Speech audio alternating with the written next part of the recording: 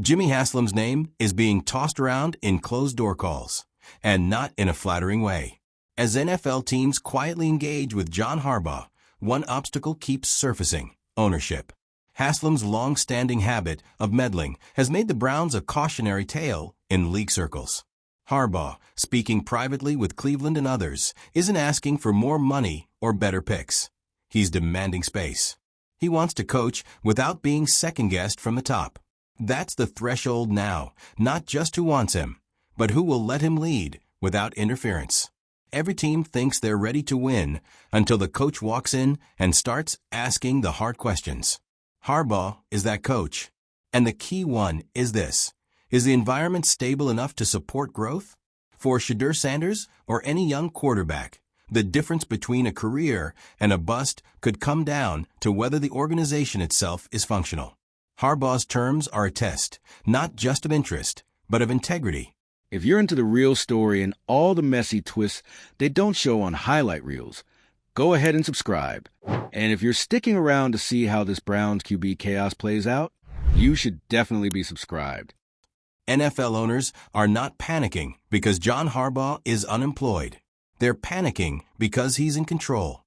Quietly, methodically, and without stepping into a single interview room. Over the last several weeks, Harbaugh has been on the phone with multiple franchises, not for casual check-ins and not for standard interviews, but for something far more calculated. These calls are exploratory, strategic, and designed to flip the power dynamic. Harbaugh isn't asking who wants him. He's asking who is willing to stay out of his way. This isn't how most coaching searches go. Teams usually chase. Coaches usually sell. But Harbaugh is doing the opposite. He's calling teams like the Browns, Giants, Titans, Raiders, and Cardinals and laying out expectations before anyone even mentions a formal meeting. These conversations are not about excitement or vision boards. They're about leverage, authority, and whether an organization is capable of functioning without sabotaging itself. The Cleveland Browns sit right at the center of this entire chessboard, and it starts with ownership. Jimmy Haslam's name is unavoidable in these discussions, not because of money, but because of history. Around the league, Haslam is viewed as an owner who struggles to stay out of football decisions. That reputation matters, especially to a coach like Harbaugh, who is very clearly signaling that organizational interference is a deal breaker. Harbaugh's questions aren't complicated. Who makes the final call on roster decisions? How involved is ownership in weekly operations? What happens when things go wrong? These aren't hypotheticals. These are trust tests. And Cleveland's problem isn't talent or resources. It's credibility. Harbaugh isn't negotiating salary first. He's negotiating whether Haslam can actually let go. From the outside, Cleveland looks like a franchise that should be appealing. There's defensive talent. There's draft capital. There's infrastructure. But none of that matters if the organization can't get out of its own way. Around the league, the Browns are often viewed as a team that creates its own problems. Coaching changes, front office reshuffles, and shifting philosophies have left scars that don't disappear just because the roster looks decent on paper. This is why Harbaugh's interest in Cleveland is complicated. It's not that he doubts whether the team can win games. It's whether the organization will allow anyone to build something stable.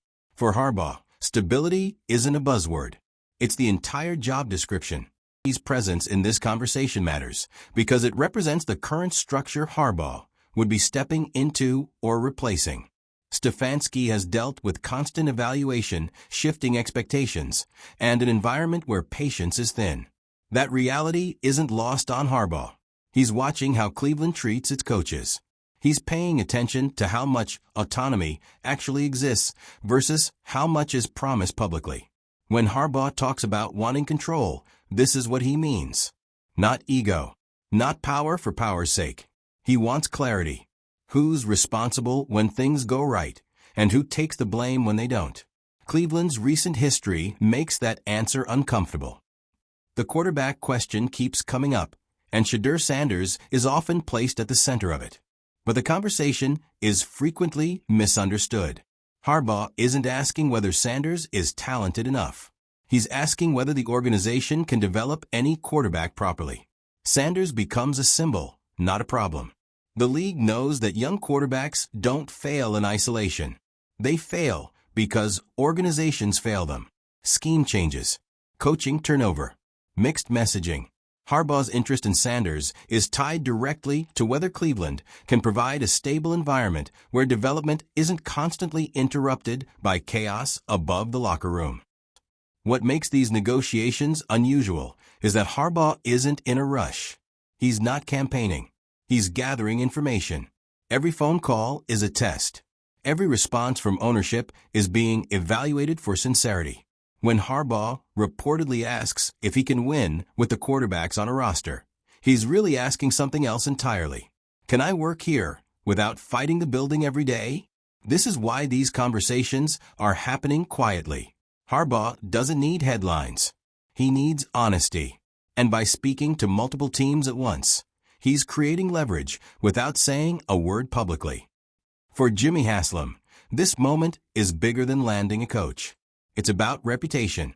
If Cleveland wants to be taken seriously by elite coaching candidates, assurances aren't enough. They have to be believable. Harbaugh isn't interested in handshake promises or carefully worded press releases. He wants structural guarantees. This is where the tension lives. Ownership rarely likes to admit past mistakes. But Harbaugh's entire negotiation strategy forces that conversation. If Haslam can't convincingly demonstrate change, Cleveland becomes less of a destination and more of a bargaining chip. Around the league, other teams are watching how Cleveland handles this. The Browns aren't just competing for Harbaugh. They're being used as leverage in conversations with other franchises. If Cleveland looks desperate, it strengthens Harbaugh's position elsewhere. If they look disciplined and self-aware, it changes the narrative. That's the quiet pressure point. Cleveland's actions in these negotiations don't just affect their own future.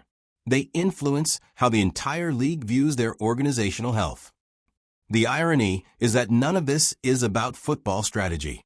It's about trust. Harbaugh's reported demands around salary, staff budgets, and authority aren't extravagant in the context of elite coaching. They're safeguards. They're meant to prevent the exact dysfunction that has haunted Cleveland for years. For Stefanski and others inside the building, this process highlights the larger issue. Until ownership defines its role clearly, no coach is truly safe. And Harbaugh knows that better than anyone. In the end, SHEDEUR Sanders' future is tied to this decision more than most people realize. Not because Harbaugh guarantees success, but because organizational stability does. If Cleveland can't convince Harbaugh they'll stay out of the way, it sends a message about how serious they are about developing talent. This isn't about secret deals in the traditional sense. It's about quiet ultimatums. Harbaugh is making it clear that winning starts at the top, and no amount of talent can overcome dysfunction. If Cleveland wants a different future, it starts with proving they can be trusted. If you found this breakdown useful, make sure to like the video, share it with other football fans, drop your thoughts in the comments, and subscribe for more deep dives into the moves that shape the league. John Harbaugh's silence is its own kind of message. While other candidates jump into interviews, leak interest through the media, and angle for attention, he's playing a long game. He knows teams are desperate, especially ones like Cleveland. And he's using that desperation to test which organizations actually deserve him. These phone calls aren't a favor, they're a filter. By setting his terms early, Harbaugh forces ownership to reveal their priorities. Are they chasing a name to boost credibility? Or are they genuinely ready to hand over control and step back? The moment they flinch, he's already moving on. That's the power of being the one in demand. And Jimmy Haslam flinching isn't exactly a surprise. Around the NFL, his reputation has followed him like a shadow. Even when things are going well, there's always the sense that he's one bad quarter away from jumping in with a new directive. Harbaugh has dealt with ownership structures before, but what he's asking for here isn't radical. It's professional boundaries. He's not asking Haslam to disappear. He's asking him to commit to a system where football decisions aren't micromanaged from the top floor. That might sound simple, but in Cleveland, it's a culture shift. and culture shifts are harder to promise than contract bonuses. Let's not forget what Cleveland has been through. Coaches come and go, quarterbacks rotate, front offices shuffle like a deck of cards. The one constant? Instability. It's not that the Browns haven't tried to fix things. It's that they've never been able to stick with a solution long enough to see it through. That pattern is why Harbaugh's call isn't about who plays under center. It's about whether the building can finally stop setting itself on fire. The Browns' talent level doesn't scare him. The lack of structural discipline does. He's seen too many teams waste opportunity by clinging to dysfunction. And he's not about to become the next name added to Cleveland's coaching graveyard without some guarantees. He has been walking this tightrope for a while now. On paper, he's had success, Coach of the Year, playoff wins, progress. But under the surface, he's had to navigate a maze of internal expectations and external noise. If Harbaugh sees anything in Stefanski's tenure, it's proof that even competent coaching gets swallowed by Cleveland's chaotic orbit. For Harbaugh, Stefanski isn't a threat. He's a warning. He shows what happens when an organization says they want to win, but can't decide who's actually steering the ship. That's the environment Harbaugh is negotiating around, and why he's starting with demands instead of... SHEDEUR Sanders is watching, too, even if indirectly. As a young quarterback, the stability of a coaching staff matters. But more importantly, the stability of ownership matters even more, because it dictates everything. From scheme continuity to position coaches to whether a player can actually grow year to year. Harbaugh knows this better than most. If Cleveland is serious about Sanders' development, they need to fix the ecosystem first. Not the playbook, not the depth chart, the culture. Harbaugh's presence wouldn't just be a coaching hire, it would be a foundational reset. And that's what Sanders needs more than anything right now. When Harbaugh asks for full roster control and a massive assistant coach budget, he's not being greedy. He's laying out the cost of long-term success. If the Browns want results, they need to stop half-stepping. No more piecing together staffs or cutting corners on development. Harbaugh's terms are a blueprint. And if Cleveland flinches at the price tag, then he knows exactly what kind of offer he's dealing with. Because to him, this isn't just about whether he can win games. It's whether he's being brought in as a leader or a figurehead. There's a difference. One builds culture. The other gets blamed when the old problems don't go away. Behind closed doors, Haslam is reportedly being forced to answer questions he's never had to confront this directly. Is he willing to give up final say? Can he trust someone else to set the direction of the franchise without checking in constantly? Those aren't just philosophical questions. They're the foundation of Harbaugh's decision. This is the first time in years Cleveland has had a shot at a coach who could command the locker room, the staff, and the fan base without apology. And the only thing standing in the way is whether the owner can take a step back and let that happen. It's not just Harbaugh putting Cleveland under a microscope. The league is watching, too. Other coaches, other executives, other agents. If the Browns botch this opportunity, it confirms what many already believe, that no matter how good things look on the field, dysfunction still runs the building. In that sense, this isn't just a test for Haslam. It's a public audition for the organization. Harbaugh doesn't have to take the job to make a point. The way Cleveland handles this process will echo far beyond this hiring cycle. For Stefanski, the writing might already be on the wall. Not because he failed, but because the Browns want a clean break. Harbaugh represents a reset button with instant credibility. That's not fair, but it's the reality. And Stefanski's silence in the middle of this noise speaks volumes. If Cleveland does move on, the question becomes whether they'll actually allow the next coach to be more than a symbol. Stefanski was brought in as a stabilizer, but if the structure never changed, then Harbaugh's first demand is already validated. Culture has to change at the... Back to SHEDEUR. His name keeps surfacing not because he's the best option, but because he's a litmus test. Can this organization develop a young quarterback without scrambling the environment every 6 months?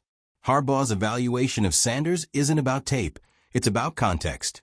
He knows what happens to talented players in dysfunctional organizations. They plateau. They regress. They leave. If Cleveland really wants to invest in Sanders, then they need to show they can build a coaching structure he can grow inside of. Not just for a year, but for a career. That's why Harbaugh keeps asking the same question in different ways. Can I win here? It's not about the QB. It's not about the cap space. It's not even about the division. It's about whether he'll be empowered to build a program and be left alone long enough to run it. This isn't some dramatic power grab. It's the bare minimum for success in today's NFL. Coaches need time, trust, and autonomy. If Harbaugh doesn't feel like he's getting all three, he'll walk. And the Browns will be stuck trying to convince the next guy it'll be different this time. Haslam now finds himself in a moment where words won't fix the problem. He's made promises before. He's said the right things. But none of that matters if the actions don't match. Harbaugh doesn't want reassurance. He wants evidence, a plan, a structure. This negotiation isn't really about who Harbaugh is. It's about who Cleveland wants to be. And right now, they're being forced to decide whether they want to keep pretending they've changed or actually do it. Cleveland has every reason to make this work. The defense is built. The roster isn't a mess. The opportunity is real. But the path forward requires letting go of old habits. Harbaugh is not coming in to fix the mess. They need to clean it up before he gets there. Because the truth is, if Cleveland can't land Harbaugh, it's not about Harbaugh. It's about them. And every coach watching will know it. That's the real risk here. Not losing the candidate, but exposing the organization. There's no denying that Stefanski was asked to operate in a chaotic setting. But if the Browns truly want to evolve, the next coach can't just survive chaos. They need to end it. Harbaugh has been through that process before. He knows what stability looks like, and more importantly, he knows what fakes look like too. So when he's cautious, when he's deliberate, that's not hesitation. That's experience. And it might be the only thing keeping Cleveland from repeating history again. If this works, SHEDEUR Sanders could be the biggest beneficiary. A stable coaching staff, a respected voice in the room, a front office that stops panicking at every setback. That's the kind of environment where a young quarterback can actually thrive. And that's the environment Harbaugh is demanding. So in many ways, this secret negotiation is really about building a future for the coach, the quarterback, and the franchise. But first, Cleveland has to prove it deserves one. What's wild about this entire situation is how controlled Harbaugh has remained. No leaks, no interviews, no rushed decisions. Just quiet, direct pressure on the league to show who's actually serious about building something sustainable. It's not that he needs a job. It's that some of these teams desperately need someone like him. And they know it. By flipping the script and making teams audition for him, Harbaugh's setting a new standard. He's not chasing a contract. He's chasing clarity. And with every condition he sets, he's separating the contenders from the chaos. For Jimmy Haslam, this may be the most defining decision of his tenure as an NFL owner. It's not just about whether he lands Harbaugh. It's about whether he can evolve as a leader. Because every coach who's been through Cleveland ends up saying the same thing in private, that the real problem isn't the roster. It's the leadership. And that's the narrative Haslam has to break. Not with another glossy press conference or a carefully edited hype video, but with actual structural change.